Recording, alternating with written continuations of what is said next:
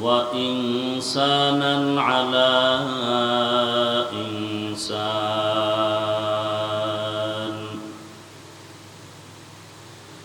ونشهد أن لا إله إلا الله وحده لا شريك له لا ضد له ولا ند له ولا مثل له. ونشهد أن سيدنا وسندنا وحبيب ربنا وطبيب قلوبنا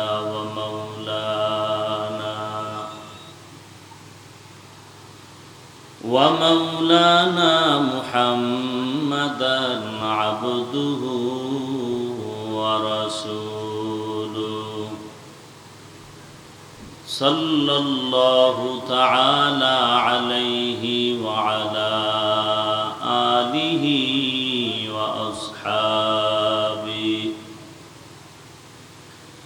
وأصحابه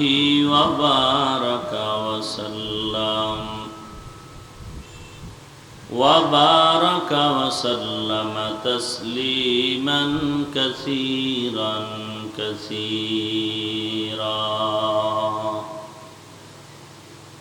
الذي أرسله الله تعالى بالحق بشيرا ونذيرا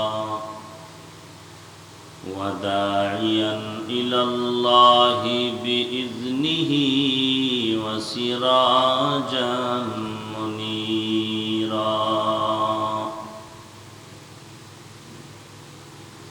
أما بعد فأعوذ بالله من الشيطان الرجيم.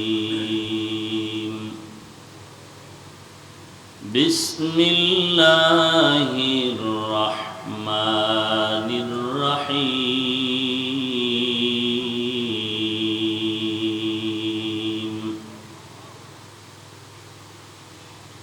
والعصر إن الإنسان لفي خسر إلا الذين آمنوا وعملوا الصالحات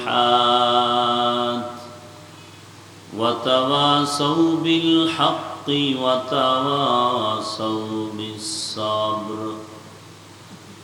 وقال النبي صلى الله عليه وآله وسلم: كل أمتي يدخلون الجنة إلا من أبى. قيل من أبى؟ قال من أطاعني دخل الجنة ومن عصاني فقد أبى. أو كما قال النبي عليه الصلاة والسلام. صدق الله مولانا العظيم وصدق رسوله النبي الأمي الكريم، ونحن على ذلك من الشاهدين والشاكرين والذاكرين، والحمد لله رب العالمين. اللهم صل على روح محمد في الأرواح، وعلى جسد محمد في الأجساد، وعلى قلب محمد في القلوب، وعلى قبر محمد في القبور.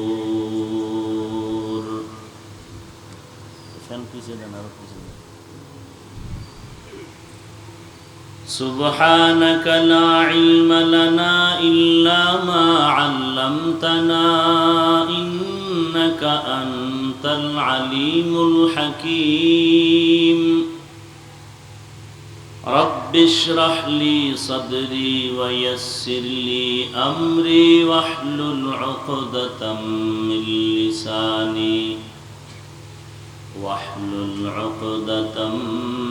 لساني يفقه قولي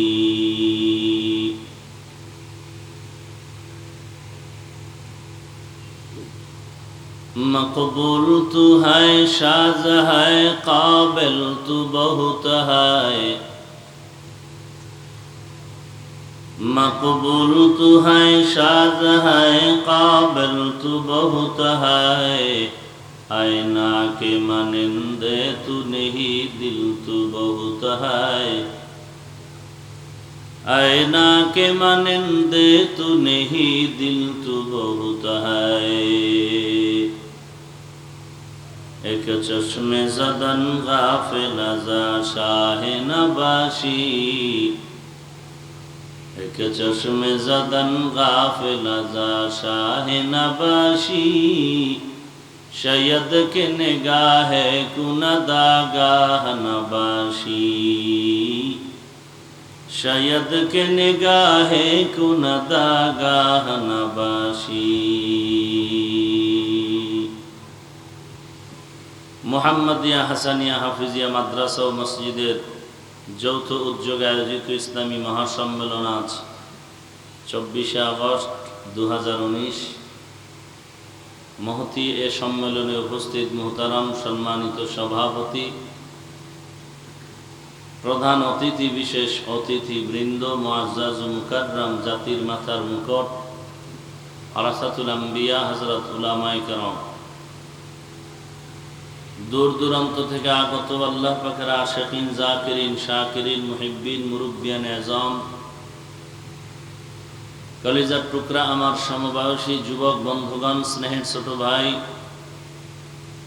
পর্দার আড়ালে অবস্থানরত শ্রদ্ধেয়া সম্মানিত মা ও বোনেরা দয়াময় আল্লাহ রাব্বুল আলামিনের দরবারে লাখো কোটি শুকর ও সুজুদ যে মহান রাব্বুল আলামিনের ফিতনার জামানায় কোরআন ও সুন্নাহর ভিত্তিতে সহি তরিকায় কিছু কথা বলার জন্য শুনবার জন্য আমাদেরকে কবুল ও মঞ্জুর করেছেন নিয়ামতের শুকর আদায়ার্থে মুসলমান হিসেবে ঈমানের আওয়াজকে উঁচু করে এক আওয়াজে উচ্চ কণ্ঠে সকলেই কালিমাতুশ শুকর উচ্চারণ করি আলহামদুলিল্লাহ লক্ষ কোটি দরুদ ও সালাম सय्यदुल मुरसलीन रहमतुल लिल आलमीन शफीउल मुज़निबीन खातमुन नबिय्यीन सय्यदुस सकलैन इमामुल मुरसलीन शफीअ आज़म रसूल अकरम रहमत आलम नबियुल अरब वल आजम हबीब किबरिया अशरफुल अंबिया सय्यदुल अंबिया शफीअ महशर साक़ी कौसर आक़ाए नामदार मदीना का ताजदार आफ़ताब नबुव्वत फ़ख्र मौजूदात सय्यदुल मखलूक़ात हज़रत मुहम्मदुर रसूलुल्लाह सल्लल्लाहु अलैहि व आलिहि वसल्लम সর্বোপরি শুকর যাদের অক্লান্ত পরিশ্রমের মাধ্যমে আজ এই সুন্দর আয়োজন সময় পরামর্শ অর্থ দিয়ে দোয়া করে উপস্থিত হয়ে মাইক লাইট প্যান্ডেলের ব্যবস্থাপনার মাধ্যমে সহযোগিতার হাত যারা বাড়িয়েছেন এলাকার যুবক বৃদ্ধ ব্যবসায়ী শ্রমিক চাকুরিজীবী বিভিন্ন শ্রেণী পেশার মানুষ জনপ্রতিনিধি প্রশাসন উলামায়ে হযরত ইমামে মাসাজিদ মাদ্রাসা কর্তৃপক্ষ প্রত্যেককেই আল্লাহ রাব্বুল আলামিনের খেদমতের বিনিময়ে দুনিয়াতে শান্তি পরকালে চিরমুক্তির ব্যবস্থা করে দিন আল্লাহুম্মা আমিন। আপনাদের সামনে সংক্ষিপ্ত কিছু কথা বলার জন্য কোরআনে হাকিমের সূরাতুল আসর তেলাওয়াত করেছি। বিশ্বনবী শেষ নবী মহানবী শ্রেষ্ঠ নবী সাল্লাল্লাহু আলাইহি ওয়া আলিহি ওয়াসাল্লামের অসংখ্য অগণিত অমীয় বাণী পবিত্র হাদিস শরীফের মধ্য থেকে এক হাদিস পড়েছি। তেলাওয়াতকৃত সূরা এবং হাদিসের আলোকে ইখলাস ও রুহানিয়াতের সমন্বয়ে কিছু কথা আমাকে বলার মতো, আপনাদের শুনবার মতো হিম্মত, ধৈর্য, তৌফিক আল্লাহ পাক দান করুন। দীর্ঘ সময় বিভিন্ন উলামায়ে হযরতদের পবিত্র জবানে দিক নির্দেশনামূলক তথ্যবহুল আলোচনা আপনারা শুনতেছিলেন। আমলের জন্য যদি বয়ান শুনে থাকেন তো বেশি কথার প্রয়োজন নাই। হাকিমুল উম্মত মুজাদ্দিদুল মিল্লাত শাহ আশরাফ আলী থানভী ফারুকী রহমতুল্লাহ আলাইহি, তার দরবারে কোনো এক ব্যক্তি ওয়াজের প্যান্ডেলে বসলেন, মজলিসে বসলেন, কিছুক্ষণ পর সামান্য সময় অবস্থান করে আবার বিদায় নিলেন।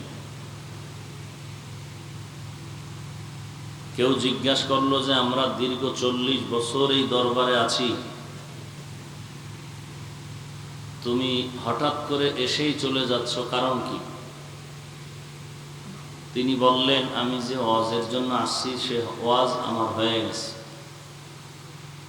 কি ওয়াজ হয়েছে?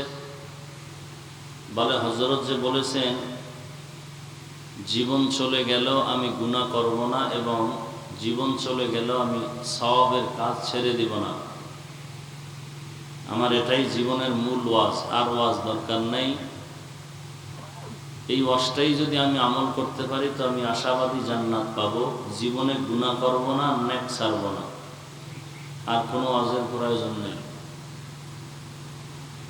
এরকম পাক্কা নিয়ত করে যদি বসা যায় তাহলে ফায়দা বেশি। কিন্তু আজ আমাদেরকে এই ফায়দার থেকে অনেক দূরে সরিয়ে দিয়েছে মোবাইল। বহু বরকত থেকে মোবাইল আমাদেরকে বঞ্চিত করে ফেলতেছে। খবর নাই, চিন্তা নাই, ফিকির নাই, গবেষণা নাই। সময়টাকে আমরা খুব অবহেলায় কাটায় দিতেছি। ফজরের নামাজ পড়তে 10-15 মিনিটের বেশি প্রয়োজন হয় না। এই 10-15 মিনিট উঠা ওযু করে নামাজ পড়লে আল্লাহ রসুল বলেন সে অর্ধেক রাত ইবাদত করার সওয়াব পেয়ে যাবে। কিন্তু এই 15 মিনিট সময় ঘুমাইলে আর কি ফায়দা হবে? নামাজ বাদ দিয়ে হাজার হাজার বছর জাহান্নামের আযাবে গ্রেফতার হয়ে থাকতে হবে। 15 মিনিটের মজার ঘুম, সাজার কোনো সীমানা নেই। এজন্য আল্লাহ পাক সময়ের গুরুত্ব দিছেন, মানুষকে বুঝাইলেন। আর যেই মানুষ সময়কে মূল্যায়ন করেছে এরা দুনিয়াতে অনেক দামি হয়েছে। এই যে বরকতের একটা মজলিসে আসলেন, হাদিস শরীফের আলোকে এই ময়দান এখন বেহেশতের বাগান।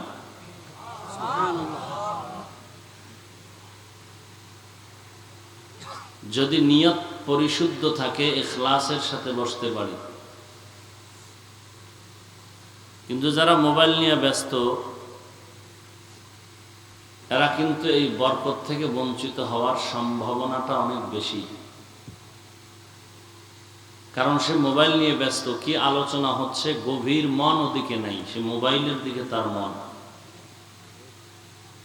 বয়ানের পরে বলতে পারবে না কি বয়ান হয়েছে।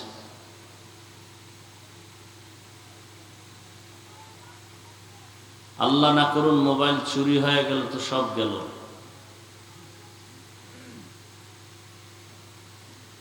তো এই মোবাইল নিয়ে ব্যস্ত সময় যারা এই বরকতের মজলিসে বসে কাটাচ্ছেন, গুনাহ হবে কিনা বলতে পারবো না, তবে আপনারা বরকত থেকে বঞ্চিত এটা বলতে পারি।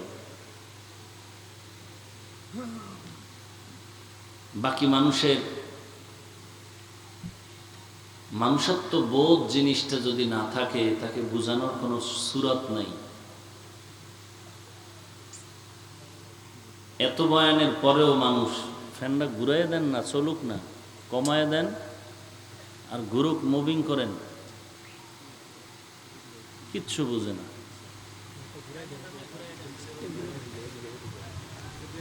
কমায় দেন।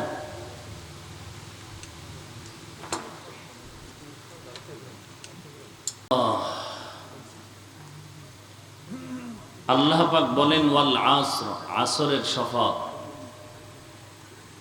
ইন্নাল ইনসানা লাফি খুসর, নিশ্চিত পৃথিবীর মানুষ ইনসান অবশ্যই ক্ষতিগ্রস্তর মধ্যে, ইল্লাল্লাযীনা আমানু, কিন্তু যাহারা ঈমান আনয়ন করবেন, ওয়া আমিলুস সালিহাত, নেক আমল করবে, ওয়া তাওয়াসাউ বিল হক, সৎ পথে মানুষকে আহ্বান করবে, ওয়া তাওয়াসাউ বিস সবর, অন্যায়ের পথে মানুষকে বাধা প্রদান করবে। এই 4 গুণ বিশিষ্ট মানুষ ব্যতীত বাকি সমস্ত ইনসান ক্ষতিগ্রস্তর মধ্যে। আল্লাহর রাসূল বলেন কুল্লু উম্মতি ইয়াদখুলুনাল জান্নাতা ইল্লা মান আবা,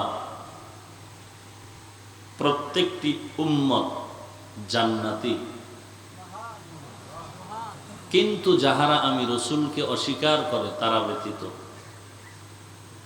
কিলা মান আবা, সাহাবায়ে কেরামদের কেউ বললেন, হে আল্লাহর রাসূল, কারা আপনাকে অস্বীকার করে?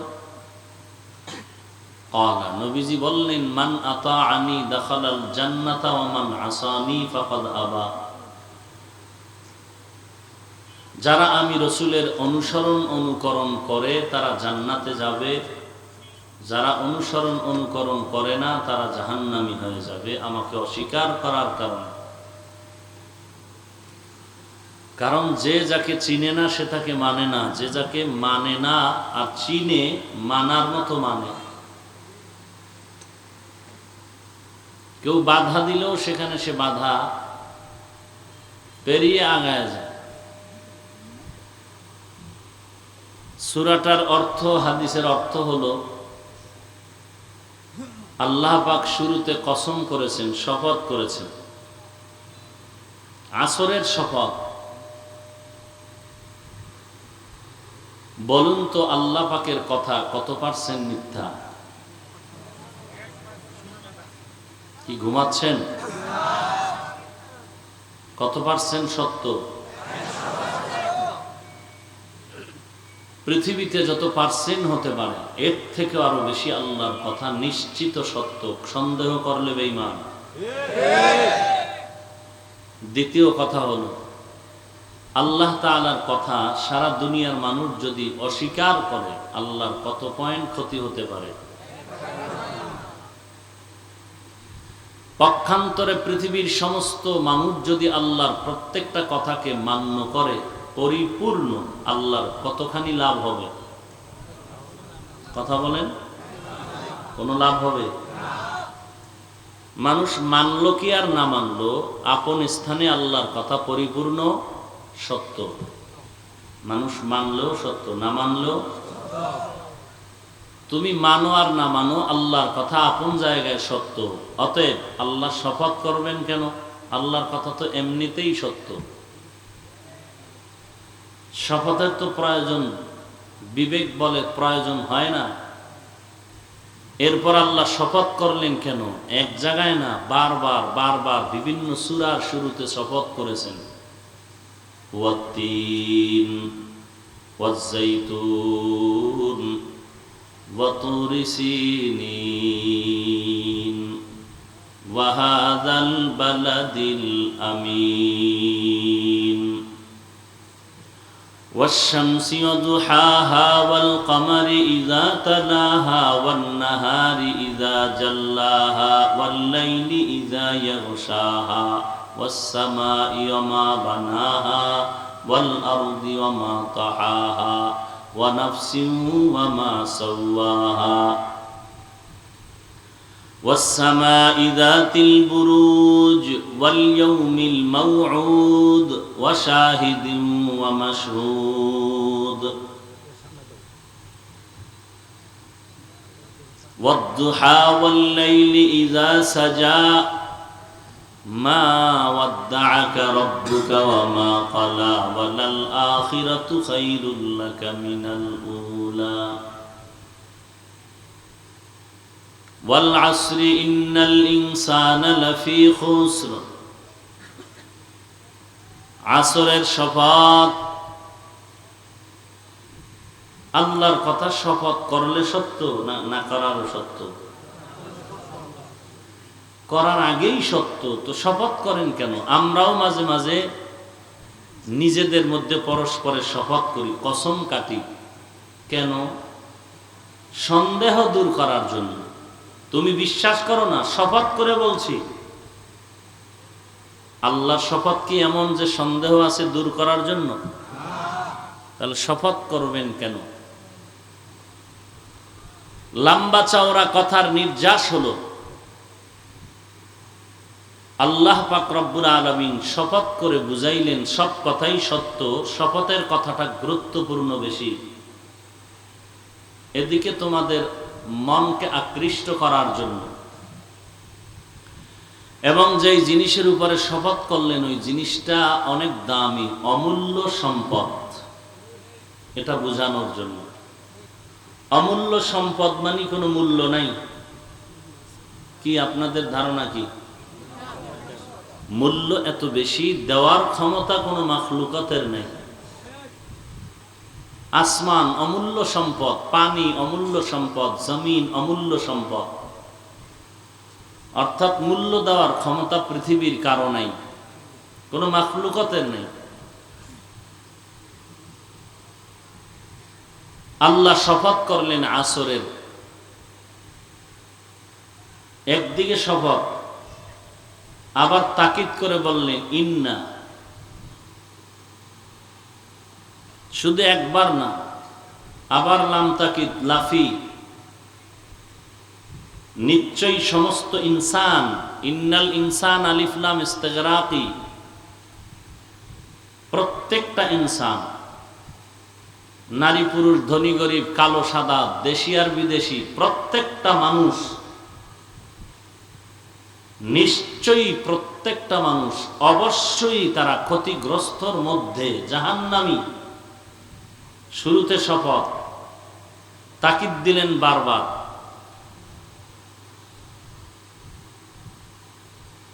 কথা কি এখানে শেষ? আল্লাহ বললেন সব ইনসান জাহান্নামী। তাহলে আমাদের নামাজ রোজা করে বয়ান শুনে আর কি লাভ হবে? আল্লাহর কথা তো আর মিথ্যা না। সব ইনসান অবশ্যই জাহান্নামী। তাহলে আর বয়ান, নামাজ, রোজা, আল্লাহর ইবাদত করে কি লাভ হবে? কথা কি শেষ হলো না সামনে আরো রইল? ওদিকে রসুল কি বলেন? সব উম্মতেরা জান্নাতি। আল্লাহ বলেন সব ইনসান, নবী বলেন সব উম্মত জান্নাতি। কথা কি দুজনার আছে বাকি না শেষ হয়ে গেল? আল্লাহ বললেন কিন্তু সব ইনসান জাহান্নামী, কিন্তু নবীজিও বললেন সব উম্মতেরা জান্নাতি, কিন্তু যারা আমি নবীকে মানে না তারা ব্যতীত। আল্লাহ বললেন সব ইনসান জাহান্নামী, কিন্তু 4 গুণওয়ালা যারা তারা ব্যতীত। যাদের মধ্যে 4টা গুণ থাকবে তারা ব্যতীত সব ইনসান জাহান্নামী। নবীজি বললেন সব উম্মত জান্নাতি, কিন্তু আমাকে যারা মানে না তারা জাহান্নামী। কারা নবীকে মানে কারা মানে না আপনারা প্রশ্ন করার আগে সাহাবায়ে কেরাম প্রশ্নটা করে ফেললেন।